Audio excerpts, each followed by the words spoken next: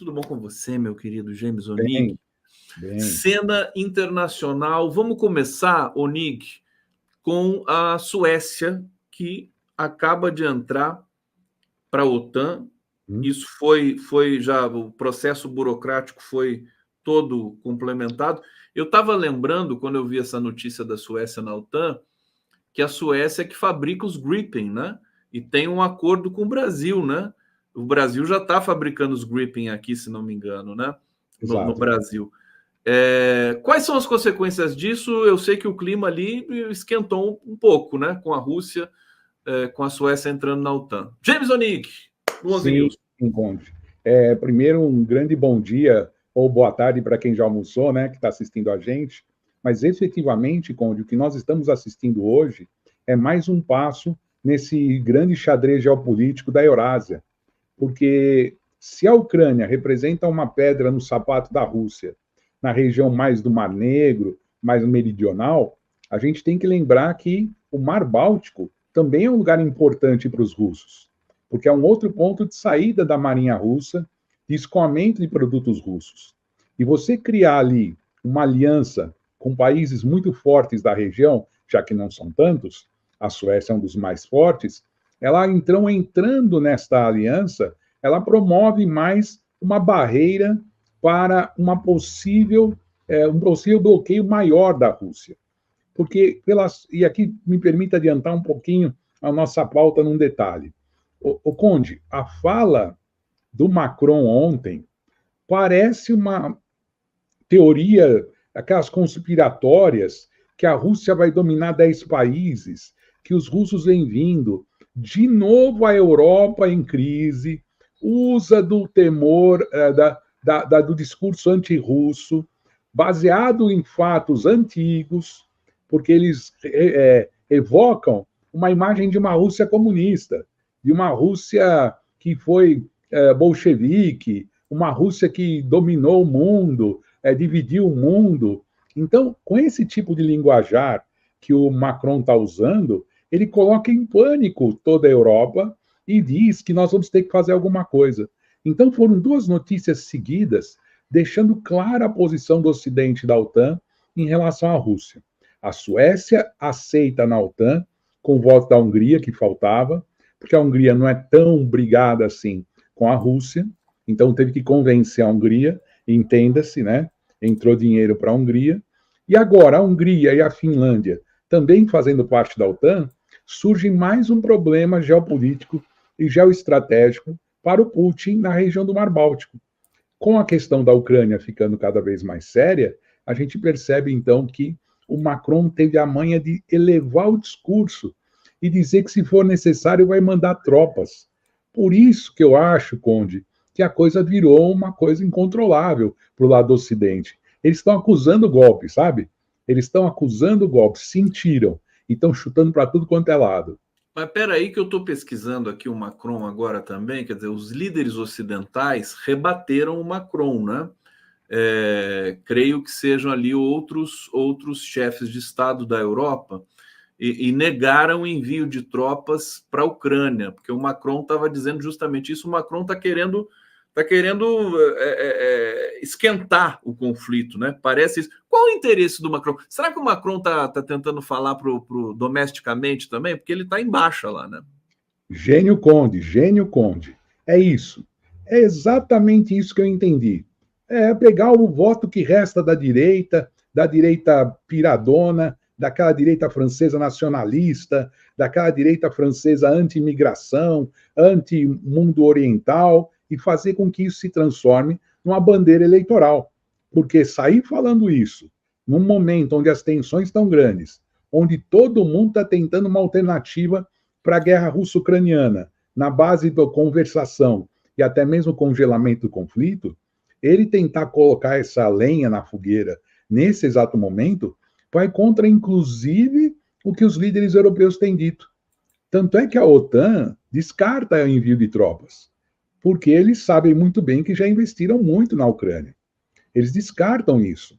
Eu só Então, vou lembrar, desculpa te interromper, mas assim, à vontade.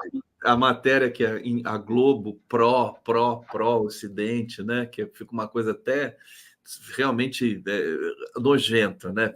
Com todo respeito, mas como a Globo defende tanto os Estados Unidos e ataca tanto a Rússia, ataca tanto Gaza, ataca tanto os palestinos, defende tanto Israel, o jornalista da Globo dizendo que o Reino Unido vai contribuir com a Ucrânia, dessa vez apenas com 54 milhões de reais, né? O que é mais ou menos 10 milhões de euros, né?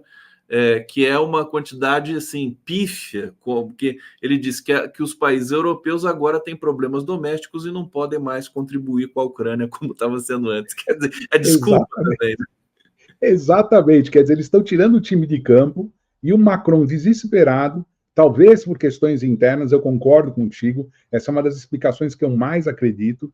O Macron jogou a bola para cima, vendo se alguém pega a bola, se alguém entra nesse jogo com ele. E até agora ele não teve repercussão. Então, Conte, a gente pode dizer que neste exato momento a questão russo-ucraniana entrou num outro patamar de negociações. Jogar uma pimentinha aí nessa nossa salada, uma pimentinha de leve para pegar. Tem eleição nos Estados Unidos. Se o alaranjado ganha, o alaranjado, meu amigo, querido Conde, ele está de saco cheio dessa OTAN. O senhor Trump está de saco cheio dessa OTAN. Ele já insiste para os caras gastarem mais em armas. E até existem anedotas que falam que existe uma possibilidade de uma OTAN sem os Estados Unidos, que o cara é tão pirado, tão maluco... Terceiriza. Deixa para eles. Deixa para eles. Deixa para eles. Já que vocês não gastam dinheiro em armas, nós é que gastamos, então vai lá. Vai vocês aí, que eu vou ficar aqui por fora. E aí, então, pode virar o jogo, né? Há uma quebrada na OTAN com a eleição do Trump, se for confirmado, esse discurso crítico que ele tem em relação aos gastos. Gente, cenário internacional está, como é que se diz? Está eletrizante, né, Nick? Está eletrizante, tem muita coisa. Vamos ainda pegar, eu quero falar com o Nick também da crise, do genocídio em Gaza, pegar a resposta do secretário russo, Peskov. Aliás, eu adoro esse sobrenome dele, esse nome dele, Peskov, né? Parece que o cara estava pescando alguma coisa. O cara fica pescando. Peskov? Pescou. O Peskov, ele diz que a Rússia, vou até pegar a notícia aqui, porta-voz do Kremlin, não é secretário, desculpa, né? O porta-voz do Kremlin, Dmitry Peskov, afirmou que um conflito com a OTAN será inevitável se a aliança decidir enviar tropas à Ucrânia. O resultado até aqui desse conflito Ucrânia, né, criado artificialmente pelos Estados Unidos, acho que ninguém tem mais dúvida disso, né? O resultado concreto nesse momento é que a Rússia ficou mais forte, sanções não deram em nada, Putin ficou mais forte, a Rússia se voltou para a China e para o mundo árabe com muito mais força. A Rússia adquiriu ali 20% do território ucraniano, já está incorporado ao território russo, e ficou um sabor imenso de derrota para a Ucrânia, para a Europa e para os Estados Unidos até aqui. Quer dizer, a Rússia não vai se intimidar agora se a OTAN quiser ir para cima dela, ela vai enfrentar a OTAN. Esse é o ponto. O que você pode dizer para a gente sobre isso, querido? Eu concordo com você. E nesse sentido, Conde, a coisa se transforma numa coisa mais complexa do que o próprio conflito russo-ucraniano. Não só pela amplitude da OTAN, porque aí sim nós podemos começar a falar de um conflito europeu de escala mundial. E sempre é um conflito europeu de escala mundial, porque efetivamente os Estados Unidos, aliados da OTAN, e a China, aliada da Rússia nesse sentido, podem também entrar no jogo de uma forma um pouco mais séria, mais pesada. Então, o que nós estamos assistindo nesse jogo de falações, de retóricas, que complementaram a entrada da Suécia dentro da OTAN, é que os dois lados já têm cenários marcados de conflitos que podem se ampliar territorialmente e politicamente. Nós sabemos que estamos vivendo uma fase de muita disputa entre dois conceitos de governança global. Aquele que privilegia ainda os países do norte e aquele que inclui o sul global numa nova administração mundial capaz de fazer uma equidade geopolítica. A gente tem que olhar que a Rússia é um parceiro do Brasil nos BRICS, e isso também pode influenciar a gente. Então, realmente, nós assistimos nas últimas horas ou dias, uma mudança desse xadrez, ampliando um pouco mais as possibilidades, já que o teatro ainda é na Ucrânia, mas as possibilidades cresceram muito de uma escaramuça, um incidente, algum problema naquela linha que vai da Polônia até o Mar Negro. Isso realmente criou uma situação muito, muito preocupante. James Onig aqui no 11 News, sempre lembrando para vocês aqui darem um like na nossa transmissão, isso é importante para a gente, se inscreverem também no nosso canal, por favor. Olha lá, o James Onig está inscrito, você está inscrito aqui com a gente, não está? Sim. Olha só, o Vlad está dizendo aqui, Conde, ótimo entrevistador e ótimos entrevistados. Não, eu sou bom entrevistador porque os entrevistados são maravilhosos. É isso, né? Fica fácil entrevistar assim. O Walid Rabah, Breno Altman estão empoderados pelas verdades ancestrais do povo palestino. Bonito de ver eles dois falando, nos emociona, leva o tom para esse genocídio, contra esse genocídio, né, perpetrado pelo carniceiro de Tel Aviv, que é o Netanyahu. A coisa tá feia para o Netanyahu, tá isolado. Eu vou trazer uma informação, eu não sei se você viu, o Rui Costa Pimenta, que é o presidente do PCO, ele foi para alguns países árabes, e ele conversou com lideranças do Hamas. Teve ali algumas entrevistas com lideranças do Hamas. Olha só esse diálogo aqui, né? Vou passar para você e você dá o seu parecer, né? Ele perguntou para a liderança do Hamas, né? Vocês estariam dispostos a aceitar a formação de uma comissão independente para investigar o que aconteceu em 7 de outubro? E eles disseram o seguinte: não só aceitamos, como nós mesmos propusemos a formação da comissão. Israel não aceita. Por que Israel não aceita uma comissão para investigar o 7 de outubro, James? Tem lógica isso. É uma lógica, e a lógica não é tão complexa quanto a gente pode imaginar. Na medida em que Israel aceita uma comissão para investigar aquele ataque, ele coloca em xeque a atuação das suas forças de defesa. Ela abre uma dúvida sobre como foi essa reação. Então, pode, a partir daquele incidente gravíssimo, terrível, aquele ataque tão pesado, a reação mais pesada ainda pode começar a ser questionada. Então, qualquer comissão que tire uma definição sobre o que pode ter sido aquele ataque, se foi na intensidade X, Y, Z, coloca em xeque a reação israelense. Por isso que os israelenses não aceitam nenhuma negociação em torno do que ocorreu no dia 7 de outubro. Para eles, isso é um ataque terrorista e não uma reação de um povo oprimido. Esse ataque terrorista matou civis, e realmente isso aconteceu, sequestrou outros tantos, a prova é que já houve troca de prisioneiros. Então, precisamos entender esta reação israelense na perspectiva de, abrindo uma fresta, o mundo vai começar a questionar tudo o que aconteceu de 7 de outubro até aqui, esse triste genocídio. Então, os israelenses não querem abrir essa fresta. Por isso, eles negam a participação nessa comissão. Porque também, né, o 7 de outubro, a própria imprensa israelense já noticiou que o exército israelense também é responsável por várias mortes naquele 7 de outubro, dos próprios israelenses. Aliás, a gente está assistindo ali, Onig, o Netanyahu com 94% de rejeição, né, praticamente. O termo usado pela pesquisa israelense é outro, mas ele tem só 4% de apoio e tem 94% de rejeição. As pessoas não aguentam mais.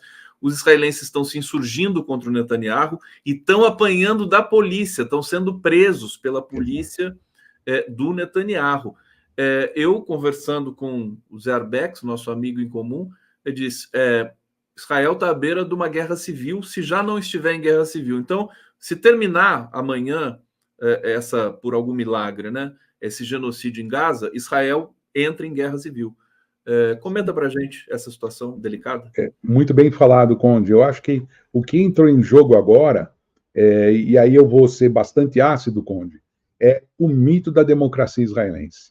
definitivamente, além de toda a tristeza humanitária que este imbecil desse Netanyahu está promovendo com esse seu governo de extrema-direita, além de toda essa tragédia, cai por terra o mito da democracia dentro de Israel.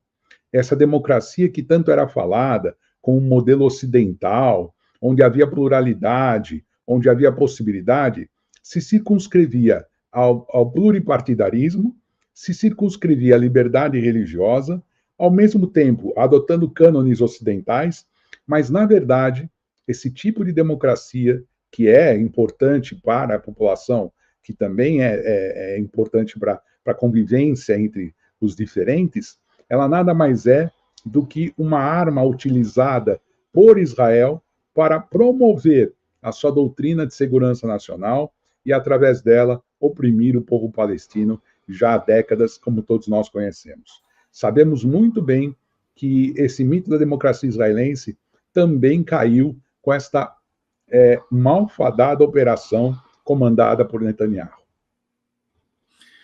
Tá aí, o Netanyahu acabou se tornando um problema para a própria identidade de Israel nesse momento. Isso aí é quase que uma unanimidade, né, entre os judeus, né, que têm compromisso aí com a verdade, com a democracia e tudo mais. Edson Antunes está dizendo aqui: a Europa provocou as duas maiores guerras da modernidade, provocará a terceira? Sempre as pessoas de olhos azuis.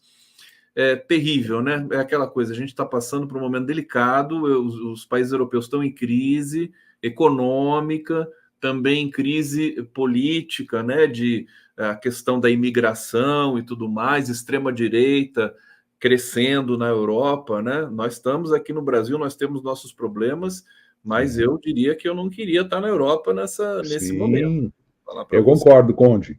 Eu concordo, e isso é muito importante você ter lembrado, porque, pegando a fala do nosso amigo do Edson, a gente pode perceber, por exemplo, a economia alemã estagnou.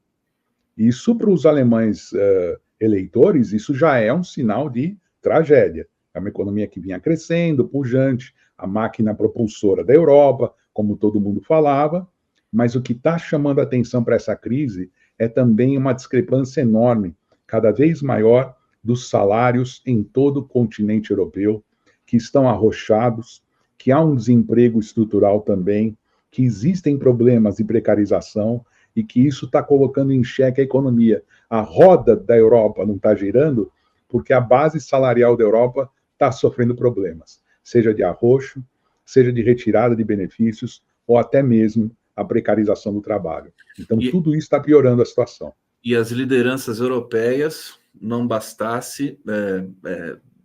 acho que é a pior geração, né, de líderes, e confusos, né? A gente está vendo que o Macron está se confundindo todo. Ele que não é uma figura incompetente, mas ele está se confundindo nesse momento ali. Sim. Nas ações. E o Olaf Scholz, ele já se consagrou como um grande covarde também, né, o Nick? Entrou pela porta da frente e vai sair pela porta do fundo, né? Com certeza uma situação dramática política de Olaf Scholz. Você falando, me lembrei da Meloni, da Itália, porque a herança que ela recebeu dos votos inclui parte dos votos que vem da turma do falecido Berlusconi. E a gente sabe muito bem que o Berlusconi não era tão contra o Putin. Pelo contrário, eles tinham uma certa afinidade e conversação antes das grandes crises que nós observamos. Então, Macron está falando sozinho. Macron está falando sozinho por enquanto. A longo prazo, me parece que a Rússia, né, ela acabou se dando muito bem com essa história toda, né, com essa questão da Ucrânia, sem querer fazer nenhum tipo de julgamento aqui ou tomar partido, mas é o que a gente está assistindo. Ô, Nig, eu tenho uma informação aqui bastante de bastidor, que por acaso eu me lembrei, quero colocar aqui com você e para o público, né? Tem uma informação de que o Hamas inutilizou mais de 1.000 tanques israelenses na invasão por terra. E os tanques israelenses, segundo consta, são os mais avançados do mundo, né? São dispositivos assim de altíssima tecnologia, né? E esses tanques foram inutilizados, evidentemente, por bombardeio, por míssil e tudo mais, dentro do território de Gaza. E não tem como tirar esses tanques dali de dentro agora. Isso inviabiliza, segundo o analista que me passou essa informação, inviabiliza essa tal invasão de Rafah, né? Na verdade, ele me disse o seguinte: o Netanyahu não tem condições de invadir Rafah. E está se chegando, né? Está ameaçando, meio que bravateando, porque a movimentação em Paris de cessar-fogo e tudo mais é para que não haja essa invasão de Rafah, que seria um desastre total. Comenta para a gente essa situação. Procede sim, Conde, procede. Tem fundamento, mas principalmente quando a gente usa a palavra inutilizar, é uma questão logística, né? Alguns tanques passaram por explosões pequenas que precisam ser consertados. Outros foram totalmente aniquilados. É a guerra urbana, né? Porque, na verdade, essas cidades têm ruas, essas cidades têm esquinas, essas cidades têm passagens, por onde, então, os guerrilheiros do Hamas continuam atirando contra as tropas israelenses. No caso de Rafah, a ameaça do Netanyahu pode se concretizar, na minha modesta e humilde opinião, de uma outra forma. É o chamado aperto do cerco. Eles apertarem cada vez mais o cerco em torno de Rafah, evitarem que haja entrada de qualquer alimento, remédio, que já está difícil, que já está mais difícil, e nem sempre entrar dentro de Rafah.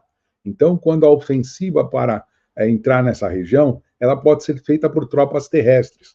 Lógico que o apoio dos tanques é muito importante.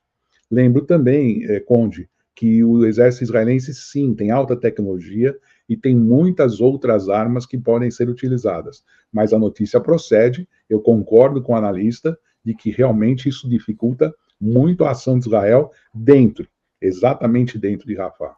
São informações que não chegam para o Brasil, infelizmente. Você tem que garimpar muito, né, para ter acesso a esse tipo de informação, mesmo na mídia internacional alternativa, porque eles escondem, né? Eles têm Sim. muito poder de esconder, por exemplo, essas vitórias pontuais aí do Hamas. O Hamas, né, num certo sentido também, está impondo uma derrota terrível para Israel, porque Israel está 5 meses, né, matando crianças e mulheres ali, e não tem nenhum resultado prático para oferecer com relação àquele objetivo de acabar com o Hamas. Sem dúvida. Por isso que a população israelense está contra o Netanyahu, né, Onig? Exato. Exato. Para terminar, meu querido James Onig, sempre um prazer ouvir, um privilégio ouvir o James Onig aqui, grande professor, que traz com toda essa serenidade, né, essas avaliações importantes para a gente entender o que está acontecendo ali. Possibilidade do cessar-fogo. Parece que os Estados Unidos estão empenhados nisso, até por uma questão doméstica, de eleições e tudo mais. O Biden está sofrendo muita pressão, né? E aqui a gente tem, inclusive, vou pegar aqui o título de uma matéria da Carta Capital, né? Estados Unidos vislumbram acordo de trégua entre Israel e Hamas na próxima semana. Muita gente dizendo que o acordo está avançando, mas aí a gente sabe do imponderável e de que Israel também costuma não ter palavra, né? Ele vai, diz que vai, depois não vai. O que você pode dizer para a gente sobre isso? Conde, eu acompanhando os grandes especialistas, pessoas que analisam corpo a corpo essa situação, que estão na Europa conversando com alguns negociadores que têm acesso a eles, realmente andou bem o processo para se chegar a um acordo de paz. E eu queria fazer uma costura por fora, porque nesta semana, no começo dessa semana, nós tivemos uma notícia da renúncia do gabinete da Autoridade Palestina. Então, essa renúncia do gabinete da Autoridade Palestina deve incluir algum tema em relação a essa negociação. Ou seja, vão trazer a Autoridade Palestina para a negociação, a Autoridade Palestina vai ser o intermediário disso, e por isso que necessita formar um governo mais amplo entre os palestinos, até mesmo uma conversação entre os antigos rivais Hamas e OLP.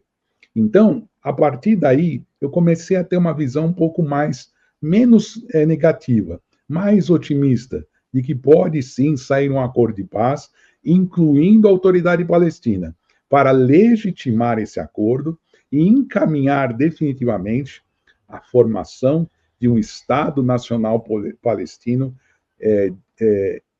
completo, que inclua a volta dos imigrantes, que inclua discussões territoriais e permita que os palestinos tenham a sua autodefesa respeitada.